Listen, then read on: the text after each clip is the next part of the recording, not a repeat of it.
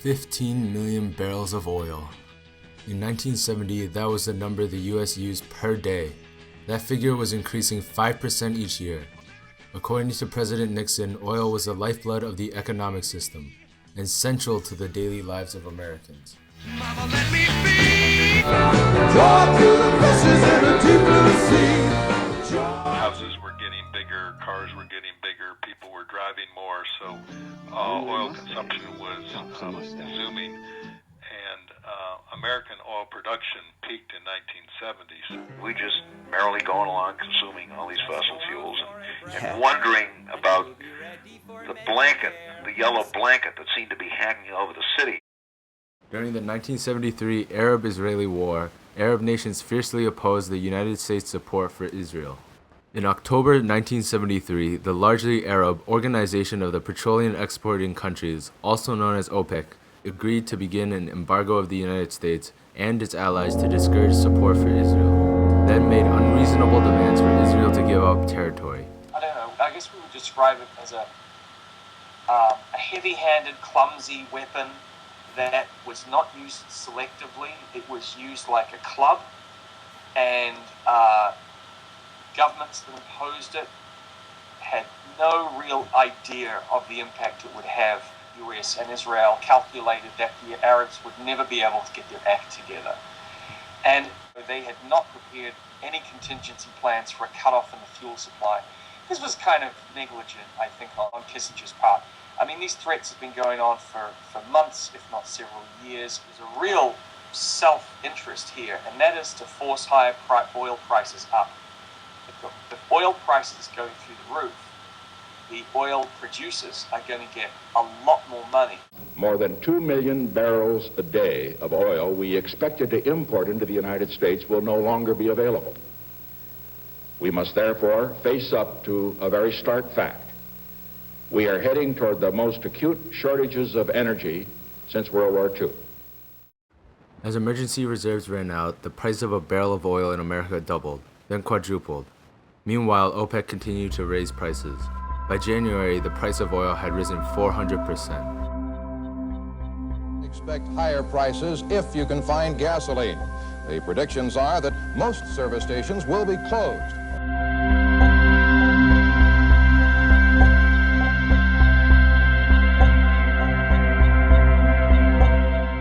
Dramatic gas shortages forced Americans to wait 3 hours at the pump, often to receive only 10 gallons due to Nixon's rationing.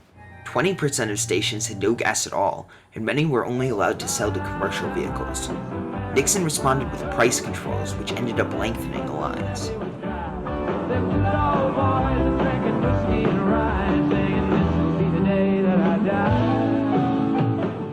But it will require some sacrifice by all Americans. We are allocating reduced quantities of fuel for aircraft. Now, this is going to lead to a cutback of more than 10% of the number of flights. Now, all of these actions will result in substantial savings of energy. Fuel shortages caused a spike in the price of consumer goods. Food prices tended to go up a lot. The Army was put in an especially dangerous situation. It had a really severe impact on the ability of the US military to perform its basic functions. The Secretary of Defense goes into the Situation Room at the White House and he tells his colleagues, our B-52 bombers are grounded in Southeast Asia because we don't have enough fuel for them, and the Mediterranean fleet is about to run out of oil because we don't have enough oil to get to the ships. The crisis contributed to a stock market crash and global recession. Business was hurt pretty badly. Increased concern on the part of consumers. People immediately began consuming oil. This turnpike, usually crowded with trucks and automobiles at this time of the year, is practically deserted. There will be reductions of approximately 15% in the supply of heating oil. We must ask everyone to lower the thermostat in your home by at least 6 degrees. It's time to buy plenty of sweaters. It may get a little cold this winter. Nixon also converted many power plants from oil to coal and transferred highway construction funds to rejuvenate mass transit. A lot of us who were big public transportation advocates said, this is what we've been telling you. So let's go to work and give this metropolitan area a top-notch public transportation system. I had $3 billion in federal money available to me to really go to work, modernize the T. That has proved to be, I think, spectacularly successful here in Boston. The Emergency Energy Act lowered interstate speed limits to 55 miles per hour, which was effective in conserving gas. Let's drive under 50 miles an hour and save electricity where possible. If we all help, we'll really be helping ourselves. Please, don't be foolish. The Energy Conservation Act of 1975, and two of the major things that did was it established the law for mileage efficiency standards for automobiles, which is still an important part of national energy strategy today. And it also authorized creating a strategic petroleum reserve where we would keep crude oil stored for emergencies. And today we have 700 million barrels available in storage for emergencies. Car size and engines were drastically shrunk, and their standard drivetrain was switched from front to rear-wheel drive. Despite those efforts, foreign cars were more efficient and their sales shot up. Many states also passed their own energy plans. We were pushing for the Solar Institute out in Colorado for all kinds of stuff at that time that were really very new. Nixon announced Project Independence, a plan to increase domestic drilling and the development of nuclear, geothermal, and solar energy. What I have called Project Independence 1980 is a series of plans and goals set to ensure that by the end of this decade, Americans will not have to rely on any source of energy beyond our own. As we move toward the celebration 2 years from now, of the 200th anniversary of this nation's independence, let us press vigorously on toward the goal that I announced last November for Project Independence. All of the 186 State of the Union messages delivered from this place in our history, this is the first in which the one priority, the first priority, is energy. It was a fundamental change in people's attitudes. With Nixon in the crisis, energy became a standard political issue. The Nonpartisan League of Conservation Voters has endorsed Mike Dukakis. In this election, the environment itself is on the ballot. Our air and water are at stake. America's clean energy industry, 2.7 million jobs and expanding rapidly. Dependence on foreign oil now below 50%. President Obama kept his promise to strengthen America's energy economy.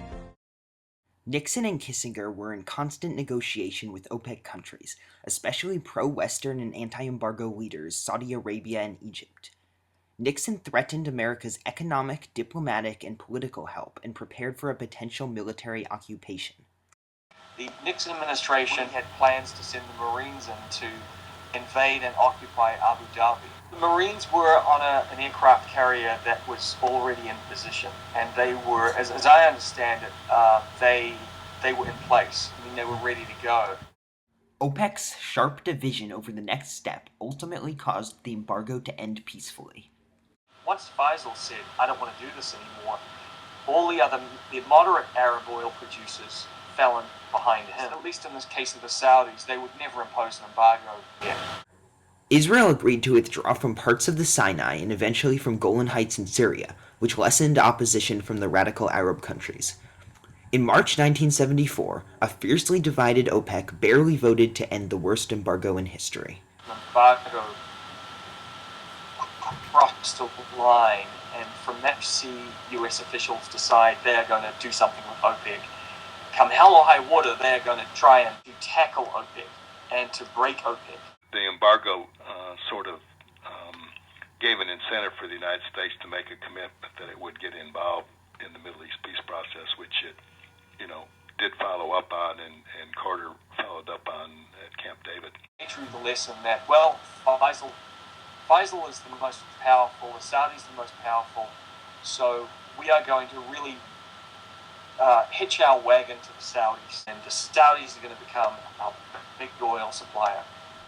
America was shocked when OPEC announced it would retain its extravagant prices, 4 times the rate they had been before the embargo. Carter played into the embargo's aftermath, saying the fight for energy independence will be the moral equivalent of war, except that we will be uniting our efforts to build and not to destroy.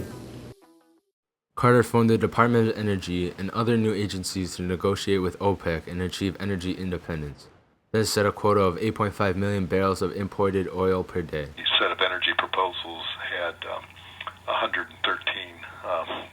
different proposals. We said that any growth in gross national product, that the energy consumption for that growth would have to be less than the amount of the growth. To portray a conservationist image, Carter installed solar panels on the White House and turned off hot water in federal buildings. Until the oil embargo, Americans had thoughtlessly used wasteful amounts of oil. The crisis brought a new consciousness of the realities of energy limitations and created the idea of conserving energy, making people stop and think about their energy use. It put the price of oil and conservation on the map, there's no question. The embargo exposed the Achilles heel of the West, setting off the quest for energy independence. Forced the creation of a national energy policy for the first time. You know, we didn't talk about a national energy policy. It was all about just producing a lot of oil. It ushered in an era of energy insecurity. Homes today are 20% more efficient than in 1973 and are no longer built with oil heaters.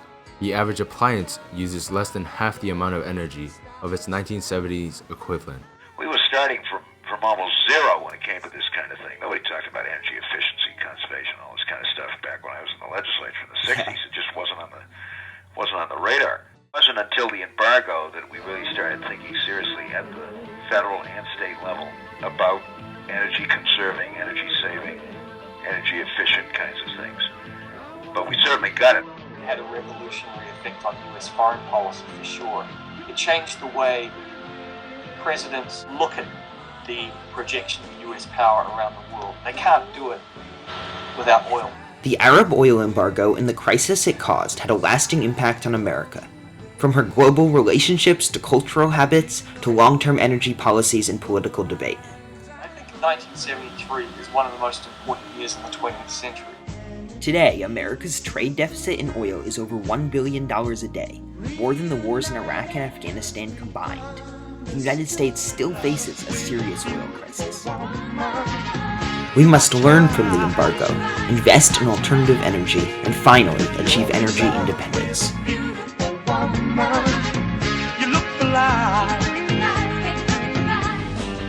What do you say to people who still deny the lessons from the embargo? Tell them to go back to school.